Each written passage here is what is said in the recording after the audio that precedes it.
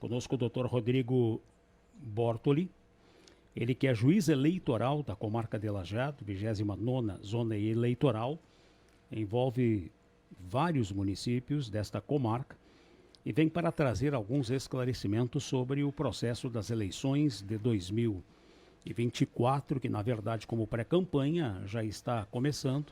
As convenções vão ocorrer somente no final de julho, começo de agosto, as convenções, quando começa oficialmente a campanha.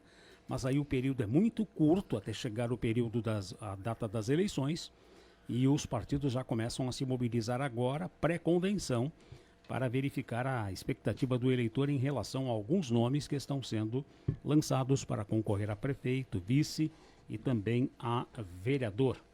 Doutor Rodrigo, bom dia. Bom dia, Paulo Rogério, companheiros aqui de bancada, menina que está nos fotografando aqui, Amanda. Fazendo material para a nossa internet. Primeiro quero fazer uma observação. Eu fico impressionado com... Eu estava alguns minutos ali fora ouvindo vocês e esse marco de voz que é tão presente no rádio, né? E isso eu preciso confessar que é algo que me encanta. Né? É um trabalho de grupo aqui. Mas é algo que se assemelha, né? Cada um com as suas vozes, com os seus estilos, mas todos marcando o seu trabalho a partir de uma impostação, de um estilo. E isso é muito marcante na fala dos três, né? E buscamos uma harmonia também nos editoriais abordados por nós todos. Mas essa já digamos, é um outro tema, né? Tem a ver com a política da empresa, né? Mas é fruto de muito treino, viu, doutor? Sem dúvida. É nós e o Messi aqui.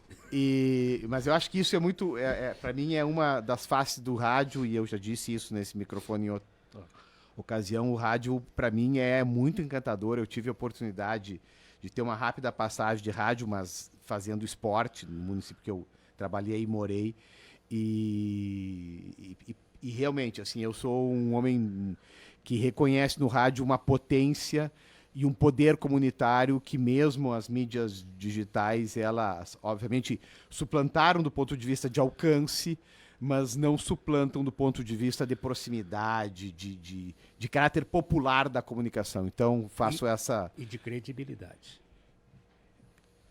Bem, eu acho que... O rádio mantém muito este vínculo, essa fidelidade, e a fidelidade exige dos dois lados, não é só de um. Quando há uma fidelidade, que os dois lados procedam de forma muito aberta, de forma muito democrática e de forma muito fiel. E especialmente na nossa região de abrangência, porque o rádio chega hoje onde a internet muitas vezes não alcança. Sem dúvida, sem dúvida. O que reforça esse não é um apelo, é essa face popular que o rádio tem. Feito este preâmbulo, que é importante para nós, é muito importante o seu conceito, e já ouvimos uma outra vez que o senhor esteve aqui realmente, mas esta é uma das funções do rádio como um todo, né? Nas questão envolvendo eleições, o senhor não imagina, bom, o senhor deve imaginar, o senhor conhece bem os nossos fundões, né? Para não chamar de grotões, mas nós temos muitos fundões de comunidade que há uma dificuldade de apresentar alterações na legislação eleitoral quando elas ocorrem. E para este pleito tem algumas alterações, quase sempre tem alguma alteração na legislação eleitoral.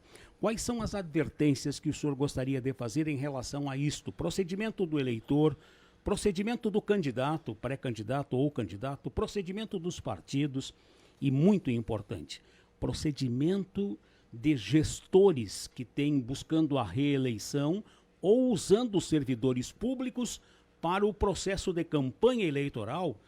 Inclusive tivemos na última eleição a cassação de um candidato e uma candidatura que mandou o motorista ir no cartório eleitoral buscar uma certidão negativa e foi flagrado e denunciado. Quer dizer, quais são as suas principais advertências sobre isso? Bem, acho que também cabe uma segunda observação inicial, aí já quanto ao nosso tema, né? Nós não temos... Existe um código eleitoral em debate, em tramitação no Congresso Nacional. E que alguns compreenderam que poderia ter sido concluído e já estar em vigência nesse ano, e isso não se confirmou.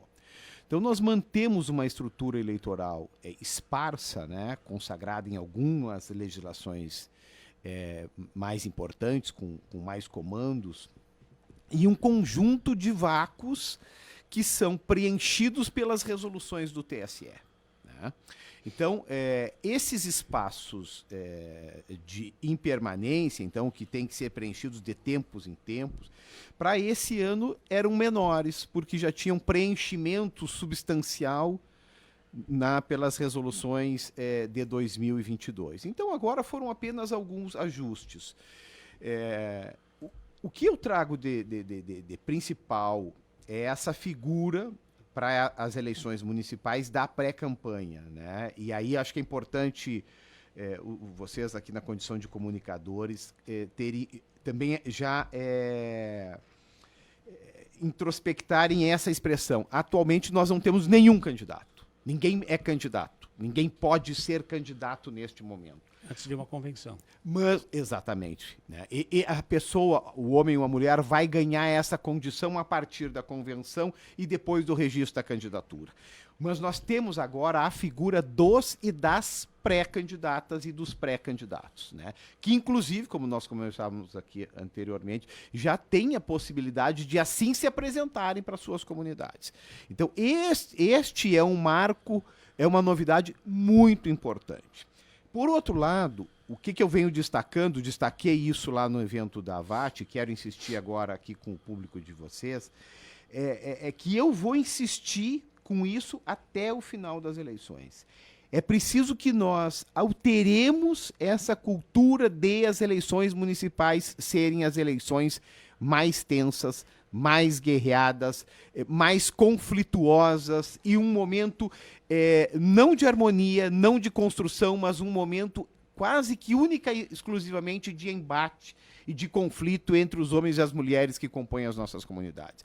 Acho que essa cultura, esse desafio de alterarmos essa cultura, para mim, é o que eu ponho para mim como mais elevado, como mais importante neste pleito. Agora, sendo mais objetivo em relação à tua pergunta... Deveria ser uma festa democrática, né? E como é o momento que a gente vai debater o nosso passado, discutir o nosso presente e prospectar o que a gente deseja para o nosso futuro, isso não dá para fazer em conflito. Na medida que nós fazemos isso numa seara de conflito e não de composição, e não de mal-quereres e não de bem-quereres, nós já comprometemos o debate. Nós já limitamos a possibilidade de êxito, nós nos restringimos. Então essa vai ser a minha chamada principal aos partidos, aos candidatos e às candidatas, já agora aos pré-candidatos e pré-candidatas, e à comunidade, que é fundamental. No momento em que a comunidade começa a repelir, a não aceitar, a se opor a esse tipo de comportamento, isso vai pautar os partidos, as federações, os candidatos e as candidatas. Então, para mim, Paulo Rogério, esse é o principal desafio e debate que eu pretendo trazer. Bem, do ponto de vista do calendário, no que diz respeito, então, aos eleitores, né, que foi a tua pergunta, nós estamos num período que fechou o alistamento. Então, todo aquele, primeiro, o jovem que teria que fazer o seu primeiro título e não fez até 8 de abril, não faz mais. Fica agora só para o ano que vem. Porém, o cadastro eleitoral, ele está aberto até 8 de maio. Né? Então, toda movimentação que não contempla isso, que não contempla a necessidade biométrica, ela pode ser feita até 8 de maio. E aí nós temos o fechamento e a definição daqueles que votarão e onde votarão. Isto inclui aqueles que deixaram de comparecer na última eleição. Se estiverem com a sua situação regular, sim, né? Porque, por exemplo, eu tenho ainda julgado pedidos de dispensa de multa, de isenção de multa. Isso eu ainda tenho julgado. Semana passada, semana retrasada, teve alguns julgamentos dessa. Então, ainda tem um rescaldo disso. Então, depende da condição do eleitor. Os eleitores, alguns, estão buscando a regularização da sua situação. Transferência de domicílio? Ainda pode até dia 8 de maio. Até o dia 8 de maio. Até 8 de maio que fecha o cadastro. O fechamento do cadastro é quando tem a definição de quem serão os eleitores deste pleito de 2024 e aonde esses eleitores e essas eleitoras votarão. Isso se define até 8 de maio. 8 de maio. Depois nós temos um outro marco importante, em maio também, que é 15, 16, 17, que é o período de uma espécie de auditoria, de procedimento de fiscalização, de publicização da rigidez das urnas. Isso é nacional, é um calendário nacional, então terão algumas atividades nesses dias 15, 16 e 17 de maio relativo à questão da rigidez das urnas. Então, nesse momento, o que nós temos de importante é isso, e para os pré-candidatos e pré-candidatas, já a possibilidade das suas campanhas. O senhor comentava, precedendo a entrevista, fora do ar, de que já há uma situação, uma denúncia de pré-campanha, de pré-candidato. Houve uma invocação do poder moderador da justiça ou da justiça eleitoral para fazer uma avaliação. Qual é o mérito desta questão envolvendo a denúncia que está sob seu julgamento? Na verdade, foi uma representação formal pelo Ministério Público Eleitoral. Ministério Público. Sim, o Ministério Público Eleitoral ingressou, eu acho que foi dia 12, tem impressão, com uma representação contra um pré-candidato homem. Prefeito ou vereador? Não, vereador. Dizendo que ele se excedeu nos limites da pré-campanha, considerando o uso de uma expressão publicitária, publicitando a campanha.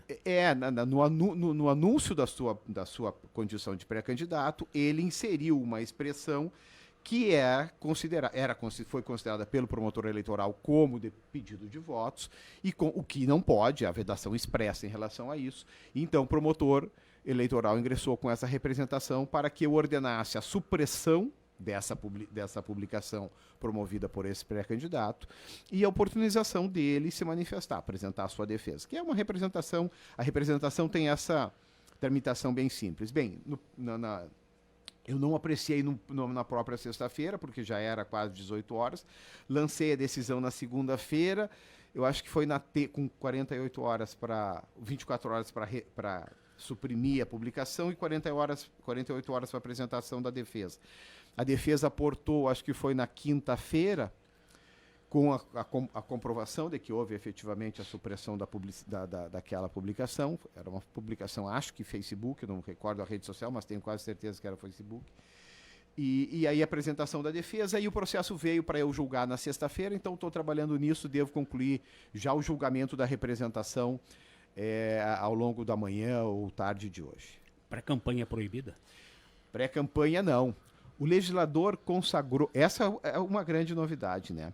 Enquanto nós temos um prazo hoje de propaganda, então onde o candidato e a candidata fazem a sua propaganda de 45 dias, ou seja, o prazo mais exíguo da história das eleições brasileiras é este, de 45 dias. Por outro lado, o legislador abriu uma janela de 210 dias, eu acho que são, de pré-campanha. E nós estamos nesse período de pré-campanha. Bueno, o que pode na pré-campanha? O pré-candidato ou a pré-candidata apresentar a sua pretensão de ser candidato ou candidata, então, a sua pré-candidatura, e falar das razões pelas quais tem essa pretensão, apresentando as suas virtudes, as suas qualidades, enfim, aquilo que ele faz com que ele acredite que possa ser um bom ou uma boa candidata. Porém, ele não pode, de forma nenhuma, nem subliminarmente, e aí geralmente são os debates, e aí eu vou respondendo a uma pessoa que perguntou lá no evento da AVAT, quem julga isso sou eu, né?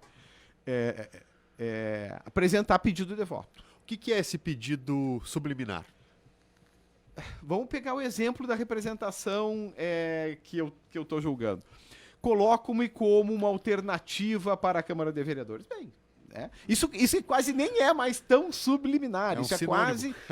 Quase que direto, né? Mas, enfim, pode ter alguns usos de expressões. Aí nós vamos cair lá na língua portuguesa. Na semântica. Na semântica, exatamente. De expressões que tenham essa potência de se referir ao sufrágio, ao voto dos eleitores, né? E essa análise eu tenho que fazer. É uma análise que tem uma potência subjetiva? Sim, mas eu vou me alicerçar nessa questão, obviamente, semântica, mas também em alguns parâmetros que a jurisprudência já consagrou. A jurisprudência, ela consagrou algo que ela chamou, eu acho ruim essa expressão, mas eu preciso compartilhar com os senhores e com os ouvintes, que é as tais palavras mágicas. São expressões que mais se repetem nessa perspectiva do pré-candidato, da pré-candidata, de já colocar como uma alternativa de voto. Isso não pode. Então, o que pode é dizer da sua pretensão, e está dizendo tanto ao público como ao partido, porque quem define isso é o partido ou as federações, né? Isso também é uma outra novidade, que nós vamos ter a primeira eleição com federações. E aqui eu acho que nós vamos ter, sobretudo, duas federações importantes, porque a federação acho que é a FE Brasil, que envolve PT, PCdoB e PV, e a federação do PSDB com o Cidadania, que eu não sei se tem nome.